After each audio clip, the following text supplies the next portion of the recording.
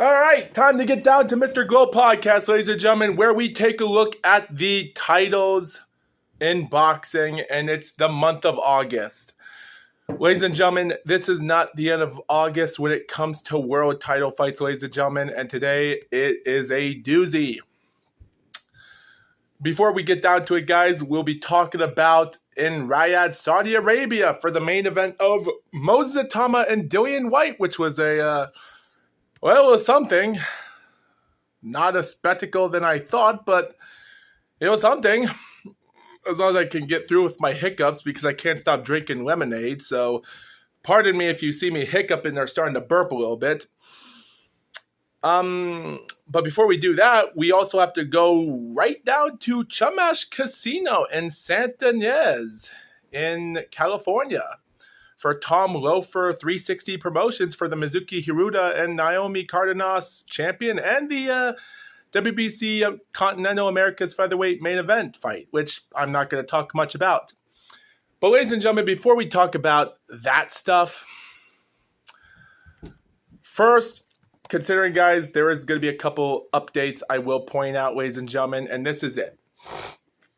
So the first update, ladies and gentlemen, out of this, consider I only have 3 topics to talk about, and how many times have I said 3 topics? I might have had 4, maybe 5. Well, the one topic here I will talk about, guys, is this. Now, guys, Box Live, considering that they still did not release all of the information updates on the WBA, July the 2nd, 2025 is still the only updated information we have on Box Live.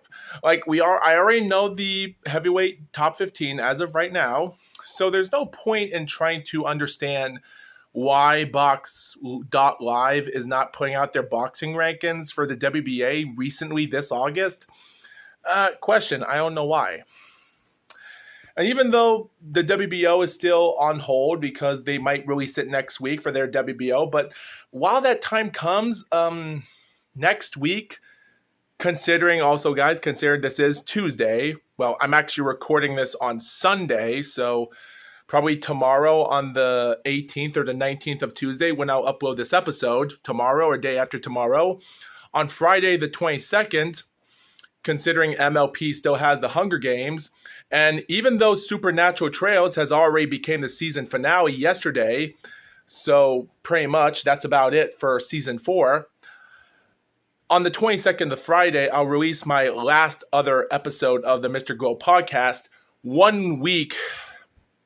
And then, of course, on Monday, the 25th to the 26th of Tuesday, Wednesday, Thursday, and Friday, all the way from the 25th to the 29th, I have 5 episodes of Mr. GLOAT podcast talking about the history of the minimum weight champion. And I might not enjoy it because I've made a lot of errors on talking about the information and the names. I keep misspelling names by accident. So, I don't know. And finally, before we get to the end of this topic, I will say this though, guys. Considering this is 199, and after the minimum weight champion's over, that's 98, 97, 96, 95, 94, 93, 92, 91. So this is episode 92 and 93. Yeah. So considering this is 199. Got it. Yeah. So consider this is episode 92 of the Mr. GLOAT podcast, and in 3 or 4 days from now on Friday, the 22nd, will be episode 93, and then the final week of August. At this moment, guys, I'm already tired right now, and I've recorded a lot of stuff. My voice, I can barely talk straight. And while I'm doing it, guys, the next episode of Mr. GLOAT, which will be my last updated reports I'll be doing, to be honest, it's ridiculous because it just goes to show you how ridiculous it is, because what you viewers see is crazy, because I really don't know what to say about it. It's like, after over a year of talking about so much information from this or that, whether it was good or entertaining or not, and even though guys, it's weird that Clarissa Shields is the only person that's my most watched video, because every time I make a title of Clarissa Shields, I get 100 views on Mr. GLOAT. Take that for what you will. So, but considering my channel has been on a whole downward spiral, I can't say much about this. And even though July and August I made so many updated videos of so much Mr. GLOAT, I'm already done. So what am I going to do in August? Well, guys, after I'm done on the 29th of August, which will be the 98th episode of the last episode of the Undisputed Minimum Weight Championship history, of course, I'll take a week or so, like 10 days off for Mr. GLOAT. And I think around that time, while I'm uploading each episode of the minimum weight division, I'm already recording and writing down notes so much while I'm already watching UFC 7 Buffalo, New York, which is also on September the 8th, 1995. So I'm doing the 30th anniversary of the first time UFC went to New York. And man, oh man, I have so much information to talk about. That might be more than a 2-hour podcast. And then when that's over, guys, next week or so, maybe on the 17th of September, maybe the first or so, I will follow the updates, ladies and gentlemen, of, you guessed it, my 100th episode. I am going to review the Canelo Alvarez and Terrence Crawford fight. And to follow that up after that's over, I'll talk about Naoya Inoue and his title fight the day after that undisputed fight's over. So I have a lot of stuff to get through. So technically, I really can't say much about that. But still, what else can you say about it? So yeah, I've already, at this moment, guys, Mr. GLOAT's already done for me.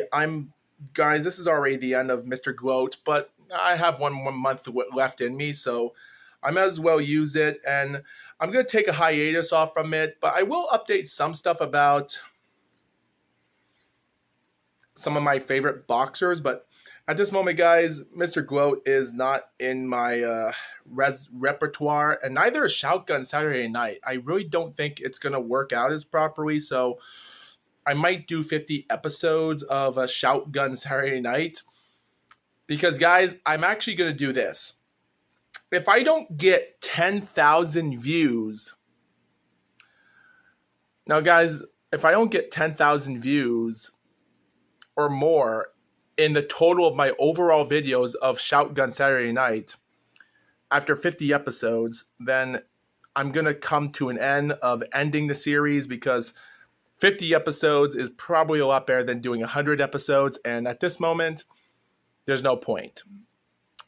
So who knows what's going to happen for this channel. So, yeah. So we'll see what happens, guys.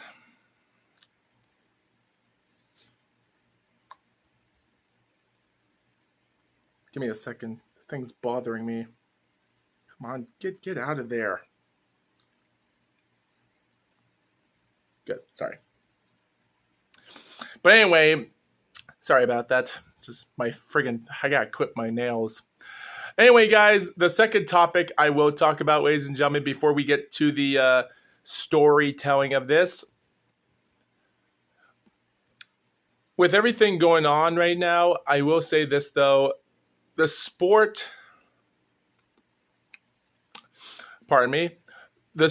of boxing is on a downturn. So, guys, the world title matches that we have are not so interesting. It's weird that the month of July gave us a lot of title shots, and I know the month of August is not that good. But yet again, I wish there was more to it than meets the eye. Because here's the thing.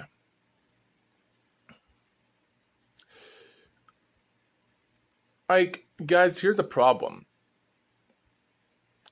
What I'm seeing is so much...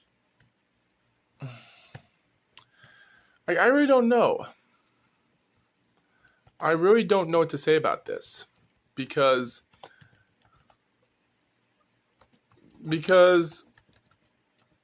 with everything going on right now, for what it is, because guys, the only title matches you have in August is Mizuki Hiruta and Naomi Cardenas, Nick Ball, and Sam Goodman. And of course, guys, I am going to review that. But there's also another fight that's going to happen as well, guys, on the 23rd, which is Sunday, in Caribbean Royal Orlando, with Lynn Sandstorm, former WBA super flyweight title fighter, taking on the champion Jasmine Artiga for the title. And fun fact, Jasmine Artiga and Mizuki Hiruta are working in the same gym together as it is. So if she can hold off that title, or else if Lynn wins the title, then Mizuki wants to have a fight with one of those two for the heck of it. In a matter of speaking, and like I said before, guys, I'm not going to review that fight because it might not be interesting. But even if I do, the month of August, the 25th and the 29th, are all episodes of 5 episodes for each day, the minimum weight champion. So, but I will review out that fight maybe until we get to the UFC 7, which might take a long time. But yet again, I'm just going to make a short video about it on YouTube after the fight, about a day after I upload the podcast, and just have my reports to it, because I want to make sure this is brought out in the open. But yet again, my channel is not that popular, so what difference does it make?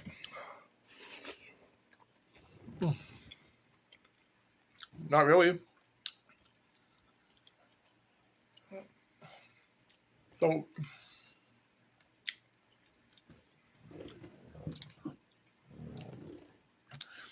that's about it. There's only 3 world titles, and 2 of them have been done, and there's 1 more left that I don't think no one cares. So what does this episode have to do with anything in this entire episode? When it comes to world titles, nothing. And guys, the month of August is a really boring day right now. Guys, the month of July for me had went by too fast. And guys, you know how many times people keep talking about how life moves pretty fast? But man, it's like the month of July, I was waiting. Like, guys, even when Harlem Eubank versus Jack Catterall fight happened the first week of July, I was so impatient on waiting for the Daniel Dubois versus Alexander Usyk fight that it almost looked like it was going to take 3 more weeks for that fight to happen. That's how time was moving for me. But now, consider I'm making more episodes, it seems like the month of August has just whizzed by. But we're only halfway through the month of August, so I really don't know what to say. Like, it's already the 17th of August, and I'm already 9 days away before I turn 27 years old, which was going to be on August the 26th. On Tuesday, I'm going to turn 27. But yet again, that really doesn't matter because no one cares about me. So I really don't know. I really do think that there's just not a lot of interesting things that are going to come into boxing. But if we do have Mizuki Hiruta and Artiga fighting each other, or her opponent win, that might take out a win, who knows? Both of their resumes aren't that good, but one of them is a champion. But here's the thing. If, in my mind, before the fight happened with Hiruta, if you had to say to yourself, anything can go possible, like, I wouldn't really say that there's much to this than, I don't know. I really don't know. Like, guys, here's the thing. Hiruta is WBO Ring Magazine Lineal Champion, Unified Champion, except none of the other alphabetical titles. Artiga's WBA, and Ashley Gonzalez, ranked number 4 in Mexico, and the world is WBC. IBF champion, also in Mexico, Irma Garcia, is IBF. And the odds of those two girls fighting each other for unifying the titles, because there's one woman that's 44 years old and she has nothing left to gain, so go for it. Take on this young woman that might have a chance, so we'll put the titles together. And if that happens, and if we have Mizuki Hiruta having Artiga fight, and if Mizuki wins, then we'll have an undisputed super flyweight title. That would be something I would be really interested in watching. And I hope that moment comes, because I really want to see that come together. But guys, before we keep talking about the future, let's get to our third and final topic. And that is the main event matches of the world titles. So let's go straight down to the casino in California from the California State Athletic Commission of Charles Bosecker, the matchmaker and also booker, with the booker Tom Wilfer, promoter, but I always call promoters the booker, for the fun of it. Even though WWE and professional wrestling, AEW, have bookers, but that's a little bit of a term word we shouldn't say. But I just say for the fun of it, hey, I booked myself in this boxing match to win. In reality, in a boxing match, yeah, good luck with that. Like, imagine if Naomi Cardenas, the 9-0 female fighter that booked herself to fight against Mizuki Hiruta for this WBO title, was the booker and Tom Wilfer was the promoter. Good job, because if she was booking herself to win, not good, not even close. Because, so here's the show, guys. With Tom Wilfer, 360 Promotions put in an interesting show. With some fighters in super featherweight, put out 4-round matches, a debut fighter, another fighter from super bantamweight. Abel Mejia gets his 9th professional win, ranked number 116 in BoxRec in the super featherweight, pulls out a round 2 KO victory against Aston Palicht, a journeyman fighter with 28-1. Not bad for a 9th professional fight. And the last 3 fights are different. Guys, Ruby Guertez is a 5-2-1 fighter, and her records weren't that much in Mexico. Her 6th professional fight in December last year against a 6-0 of Garcia, Brenda Garcia, that's now 9-0 right now, number 11, the minimum weight, which is kind of funny, which was surprising.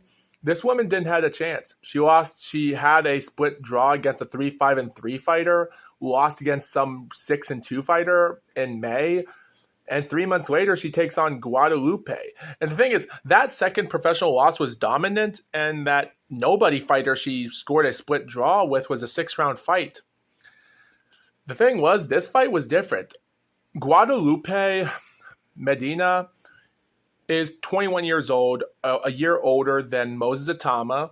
Her resumes came out hard. In her first professional fights in 2022, she takes on 0-2, 1-2 fighter, first round knockout. 2023, she has 2 more fights in February and March, a 1-2-1 fighter. And then, of course, we had a victory win against an 0-2 fighter by first round knockout as well. The other fights were decision. Guadalupe gave a bite on the shoulder on her fight in February against Silva Garcia, a different Garcia. And Boxing Commission gave her a 6-month suspension starting on March the 28th, 3 days after her March the 25th fight against the 0-2 fighter, which was a first-round knockout. So she came back in January against an 0-3 fighter, majority win. UD win again 3 months later on April the 20th, which was a 3-1 fighter. Not bad. And then she took on a good fight against Asui Felix, a 4-2 fighter, and got a good 6-round fight there in June. And then in October, she wins a 6-3 fighter by majority decision. So the month of May, what did she do? She had a 4-2 fighter 8 rounds decision. She barely squeaks out an interesting 8-round fight, with one judge giving her a dominated 8-1 victory. The other judges had 77-74 and 76-75, barely favoring Guadalupe the win in 8 rounds against a 12-5 fighter named Maria Michio Santizo. And then she takes on this woman that's not much of a record fighter and goes 8 rounds by split decision. And I'm shocked that she's ranked number 8 in the minimum weight, so I really don't know much about this. Guys, before the semi-main event came, guys, let's talk about the main event match.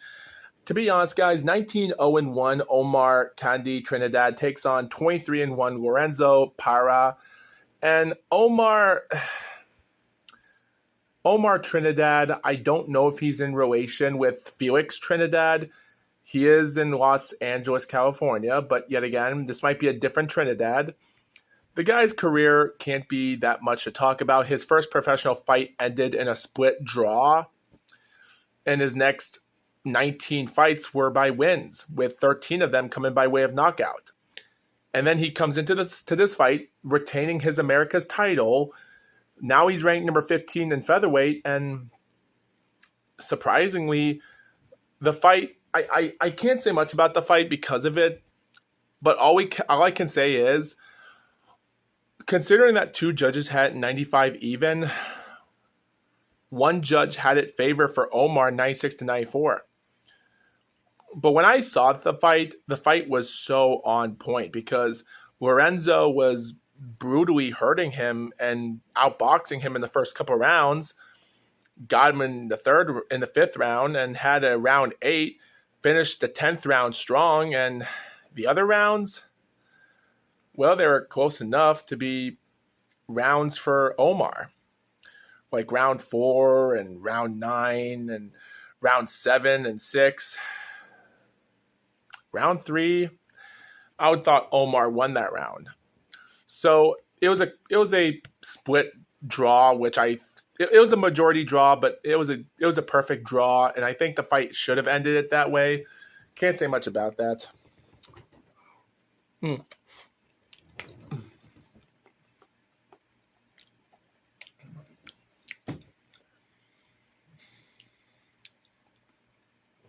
So now, guys, we go to the match that I wanted to talk about. Mizuki Hiruda takes on Naomi Cardenas.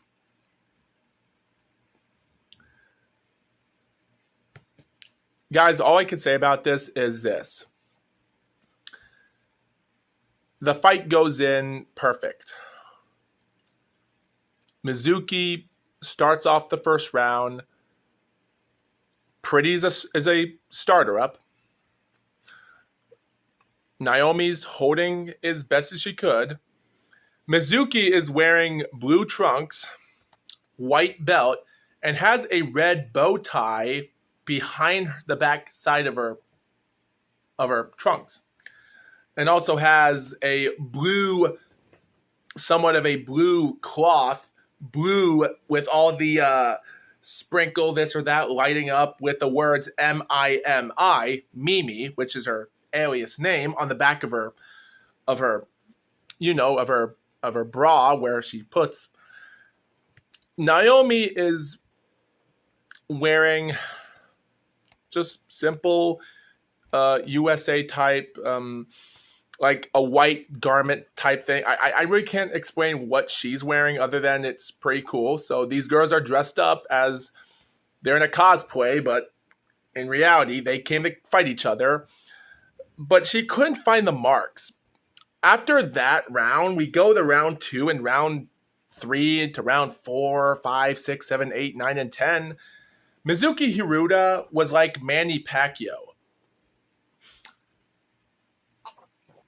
Like, Naomi at some points would actually hit off Mizuki in some of the moments of the fight, but Hiruda was off a different balancing act. She manages to duck off fights and manages to hold off as best she could. But there were some times that Naomi was cheating. There are times that she was trying to rub her head and hurt on Naomi, and the referee gave her a warning for that. And then but at the end of the day, the thing was, like, I could talk about this fight all day if I want to, but I want to get to the Saudi Arabia fight more. But all I could say about this show is that this was a entertaining title fight. I will say, though, Mizuki Hiruta put in a good work. But yet again, she's not a knockout expert. She was trained to go the distance and to hurt her opponents by not giving out any rounds. But Mizuki does have to learn practice more. Like, she does say that she wants to be an idol for America, just like the Dodgers player of Ohtani, the Dodgers pitcher from the Los Angeles Dodgers, which, fun fact, I think he lives in the same neighborhood as Mizuki. Interesting.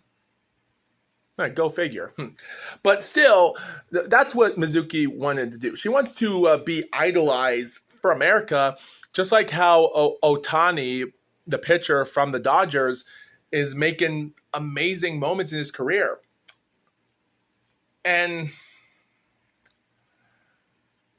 guys, even though I don't watch much of baseball, except Baseball World Cup or Baseball Classic, World Classic, which is the time where Ohtani helped his country defeat USA in the final after that awesome moment where Ohtani pitched against his batter in a final 1v1 and he got a strikeout win at the end, which is, Jesus. I was like, those are the moments we have to remember in sports. Just because we're not a fan of baseball or football or NFL, you still have to root on for some players, or even just like seeing the moment of when the New England Patriots took on the New York Giants. But the thing is, guys, there's not a lot to it that meets the eye. There's not.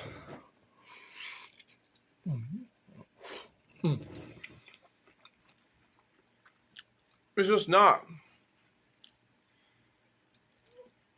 And here's the thing, guys.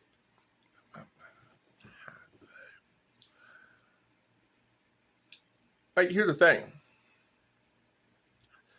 So Mizuki comes out. She just dominates the fight. And with all three judges, two had it all 190.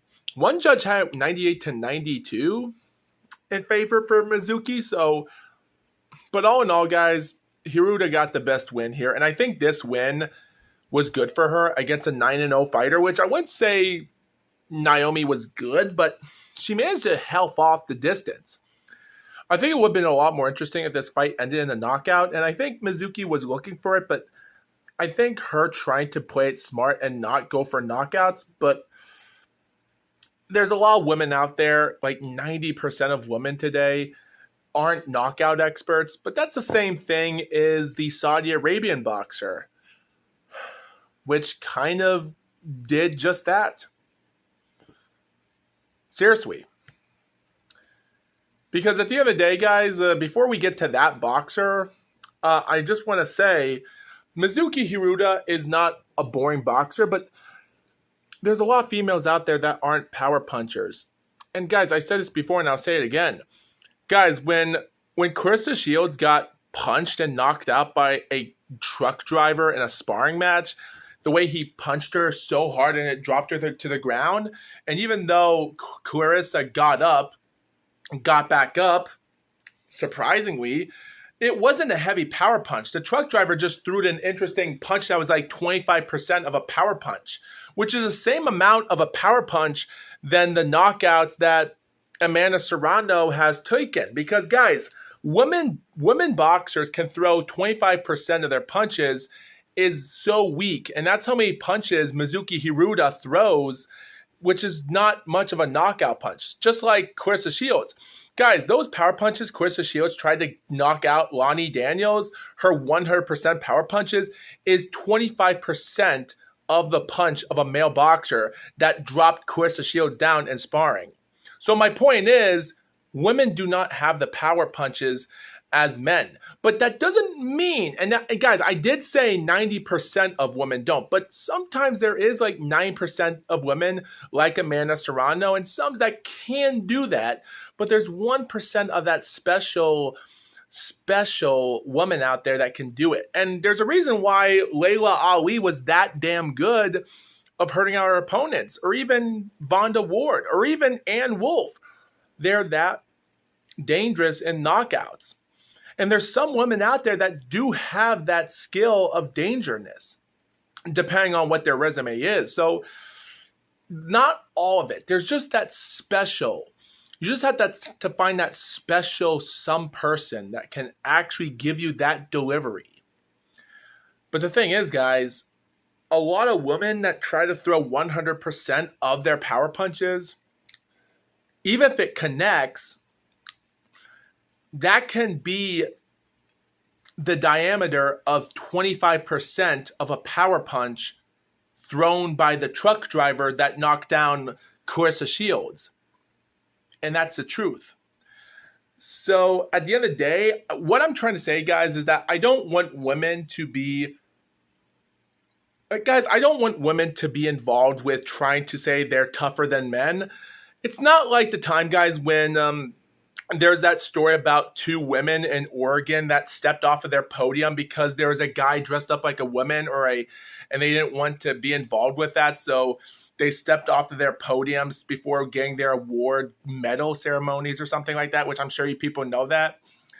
But there's just so much problems in boxing that it just gets you out of line that I just don't know what to say. It's pretty tough for what it is. So I think my final conclusion about this, guys, is whatever is going to happen, well, I just wish everyone best of luck, because you just have to find some specialties, to find women that have the brain to prove that you don't have to be tough as men. Because, guys, there's a reason why God made us men powerful than women. And I think you have to understand why we have to have that strong worth ethic of understanding. Because, guys, people have to understand that there's a lot of people out there that there's going to be reasons for this. And I wish I could explain it more, but the thing is, there's more other stuff that we should actually try to talk about, because betwixt men and women, that doesn't mean that there's a lot of men out there in boxing that don't have that power punch than people think. Take, for instance, Sven Otka, the former super middleweight fighter from Germany that retired undefeated. He had 34 wins and 6 knockouts. So not every guy in boxing is a knockout fighter. Or like Terry Marshall, another former undefeated retired fighter that retired due to an injury, and he retired. He only had 27 wins, a draw or a no contest, and 10 knockouts. So there's other male boxers that are also not all that good in boxing. I'm just saying, guys, not all men are tough fighters. They're not. And that goes to show you, but there is one fight out there that will take place. And that's in Riyadh, Saudi Arabia, for the UAE Boxing Commission, with Frank Warren, Eddie Hearn Promotion, with Steve Furness as matchmaker or a booker. We have Inspector Mary Jean Gorez, and we have timekeeper Leo Campuzano and Brad Williams, live on DAZN. And by the way, guys, as for the show we just reviewed for the Hiruda fight, that fight took place live on UFC Fight Pass. If you're probably wondering when that program took place, on the Mizuki Hiruda and fight yesterday. So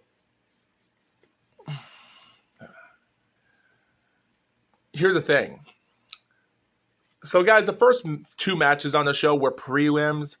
Mohamed Alakel surprisingly scored a first-round KO win against a guy that had 3 wins and 6 losses, named Yumnan Santosh. And Santos was ranked number 992, barely at 1,000. The thing was, his 6 professional losses ended by decision. Two of his 3 wins were by decision, but the other was a corpsman retirement. So seeing Mohamed Alakel defeat this guy by first round KO is pretty damn good, considering this guy fought since 2018. Came on and fought fully in 2022 to 2023, 2024. So this guy, with now 3 wins and only 7 losses, and he gets his first professional loss by knockout in the first round, this was pretty good for Alakel to prove a point there. So, but yet again, ranked number 326. I wish him best of luck. I hope this victory gives him more speciality. His next fight will be in September the 13th in Stadium in Las Vegas against a guy named John Ornelas, a 5-2-1, which I will talk about that fight, and that will be on the undercard of Canelo Alvarez and Crawford, so it's going to be interesting to see what he's learned from this fight next time. And of course, guys, Raymond Ford takes on Abraham Nova, which the fights, the show, everything else, Raymond Ford picks out a 10-round win in the prelims, and I did question why they put Raymond Ford in the prelims. For reasons, I guess he just wasn't up to task of being in the top or something, I guess. But the boxing match went on, and he won by unanimous decision, even though I did have it 97-93. Kind of, almost 97. I actually had 96-94, with Abraham Nova winning round 1, round 3, and actually squeaking off round 8 and also dominating round 10. The other 6 rounds were for Raymond. So technically, that was shocking to see him hold that win. The other fights on the show were different. So Hayato Tsutsumi scores out a good fight against Kwas Ashfaq, a guy from the country of UK, but the way his name is spelled doesn't look like it. But Hayata scores out his 8th victory. He's ranked number 20 in the super featherweight, scoring a round 3 TKO. This is his first fight leaving Japan since July 2022 was his debut, and May of 2025 was his 7th fight in Japan. He leaves Japan for his debut out of the country, and what a win. The other fights on the show with Phil Pergovich. Phil Pergovich gets a 10-round win against David Adelaide to retain the WBO International Heavyweight title. And I'll be honest, guys, I did have some interesting things to look at this, because here's the thing. So a WBO International Heavyweight title, Philip wins the fight. Now, guys, I don't want to review much of this entire show because at this moment my nose is itching, so I better just end it right here. But here's my thought.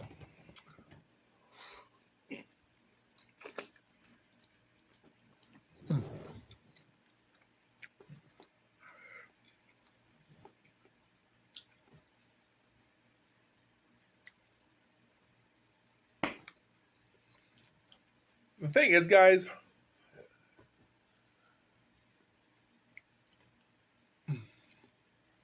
here's my thing.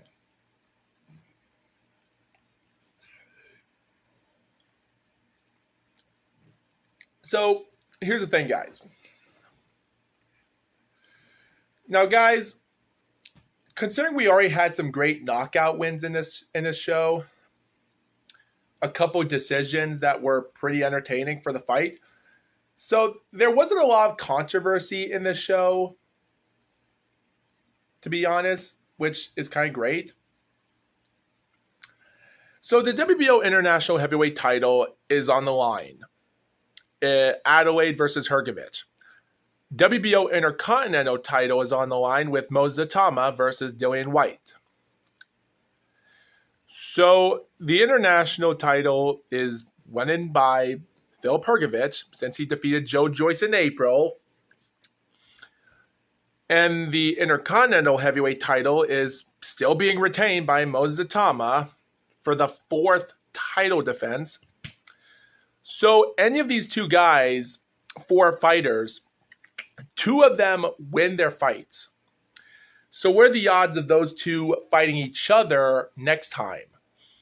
Or one of them will just get a lucky break and then have a fight with Joseph Parker, depending if Joseph Parker wins the vacant title, if Usyk just gives him the WBO title right then and there.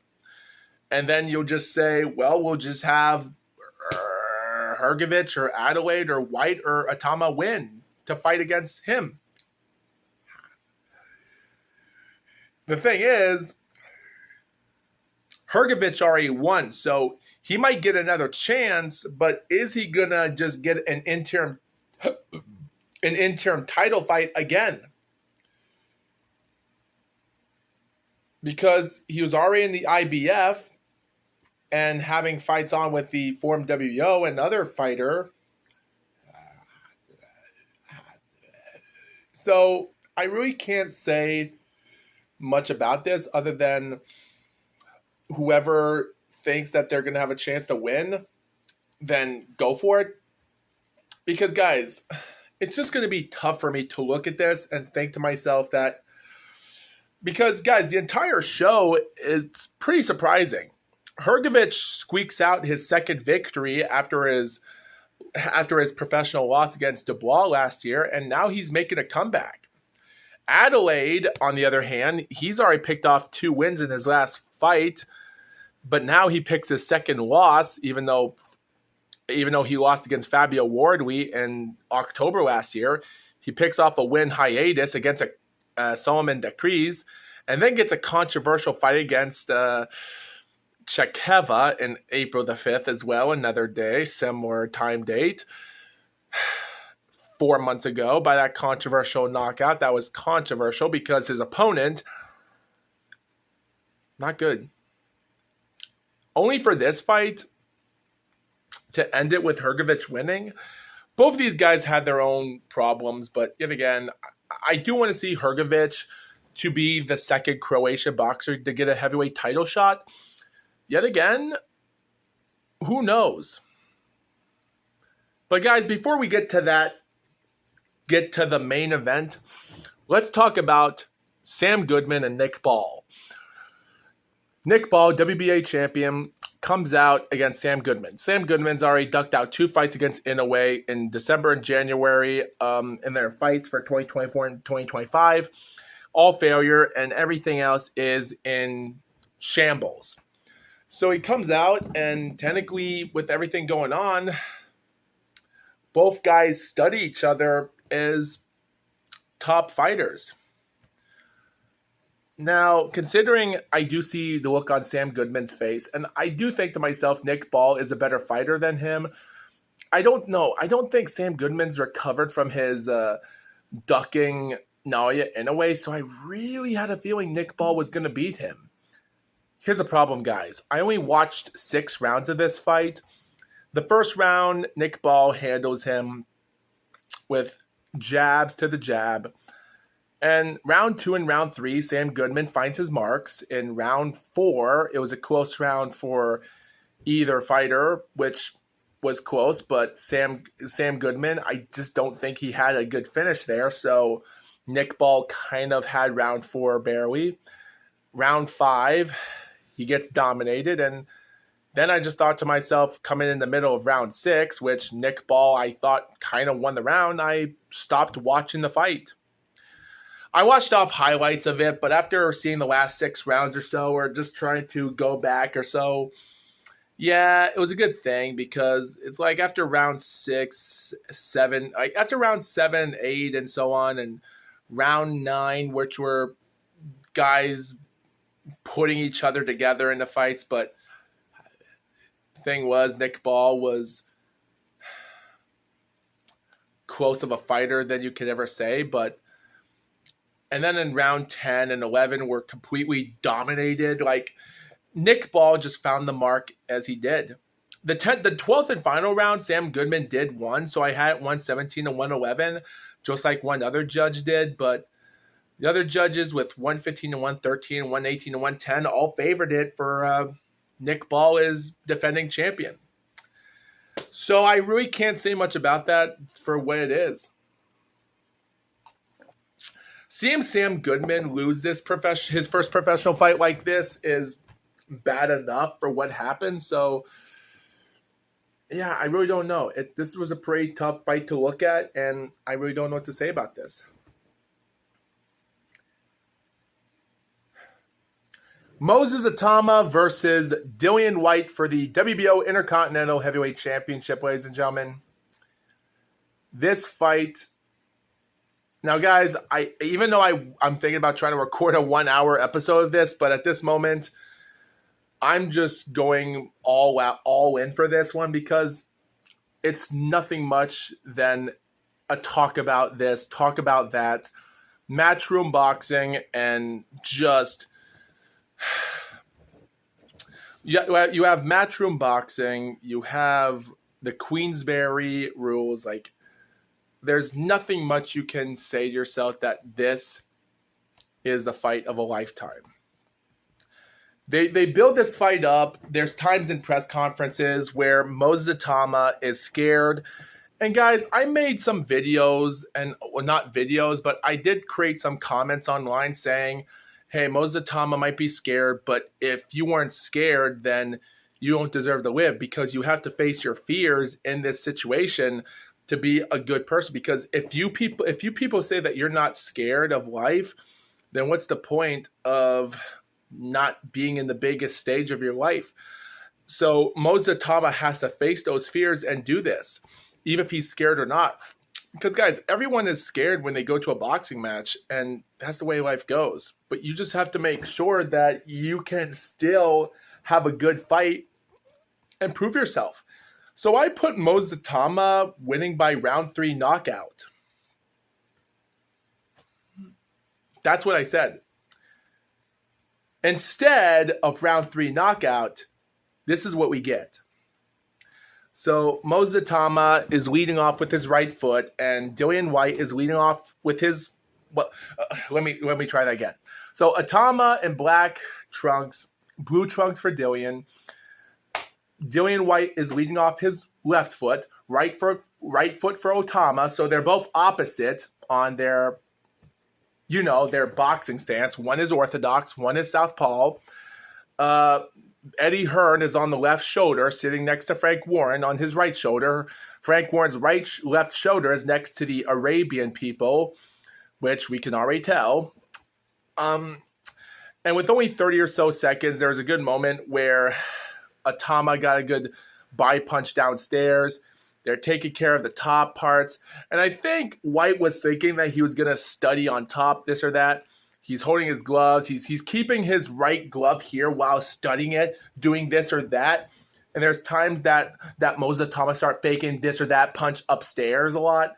So there were times that they were just studying each other. And even at the 1 minute mark, Atama does get a good right punch thrown in goodly. And then, surprisingly, we get some good jabs in for Whyte a couple of times. But then, not even a minute and a half in the fight, the worst came.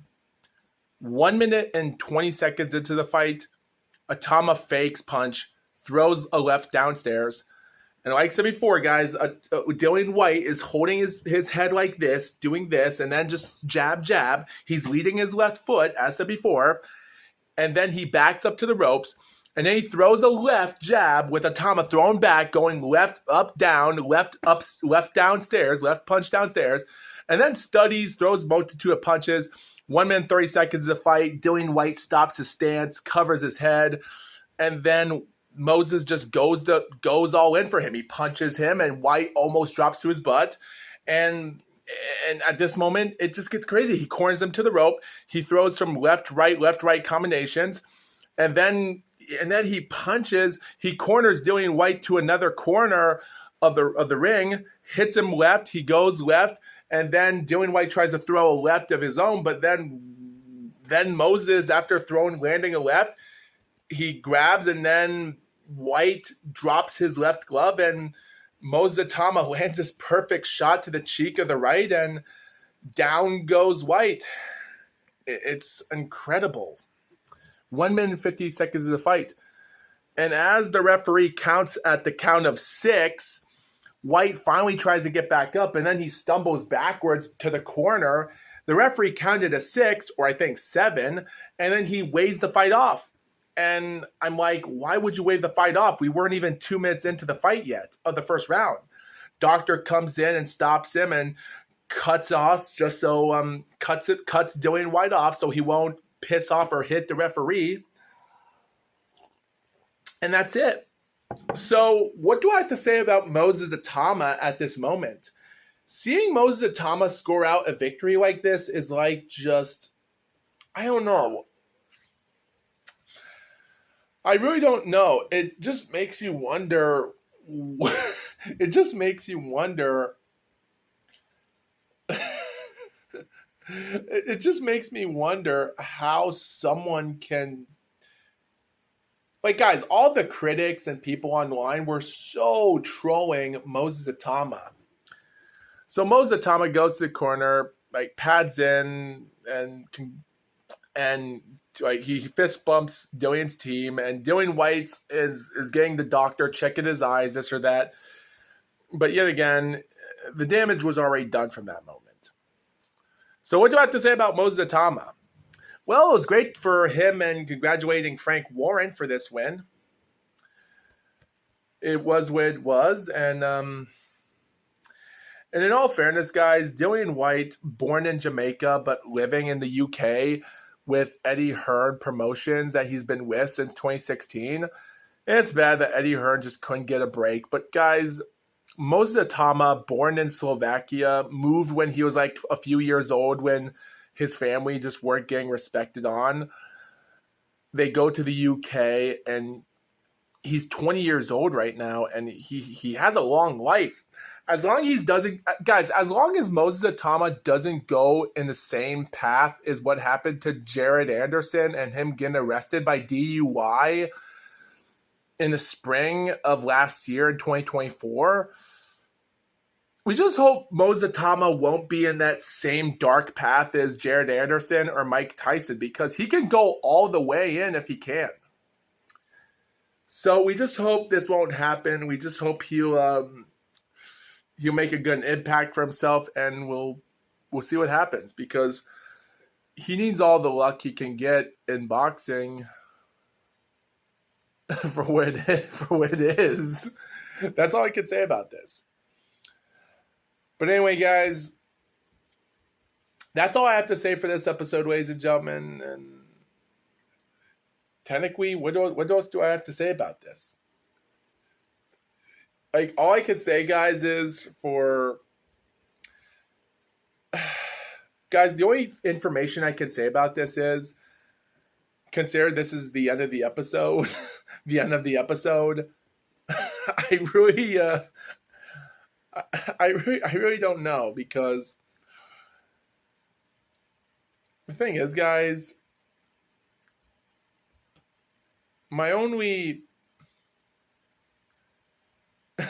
only thing I can say about this is, with everything going on right now in boxing, considering we only have one more title fight with Yasmin Artiga and Lynn fight on the 23rd of August for the WBA Super Flyweight title, all I can say is, whatever is gonna happen, technically, there's just nothing much you can say about the month of August because of that. So at the end of the day, guys, we just might as well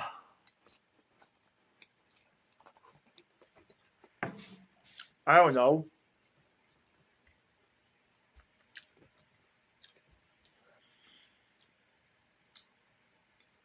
The only thing I can say is just wait.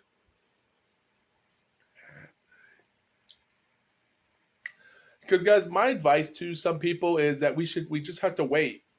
We just have to wait it out, see what's going to happen in the future. And because, guys, my final thought is, whatever's going to happen in boxing, whatever anything is going to work out fine, who knows?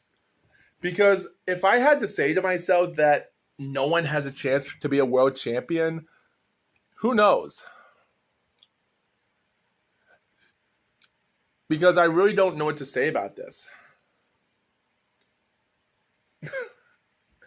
So I think all I have to say, guys, is whatever's going to happen in the month of September or any other year of generation, who knows? So that's all I have to say about this. Considering there's nothing much to talk about now, we're just going to have to wait and see what happens when time goes on, and we're just going to have to wait and see, because whatever is going to happen, it's going to happen. And that's all I'm going to say. So just thank you for watching this episode. And with that being said, see you guys next Friday, because next Friday, it's going to be a doozy. See ya.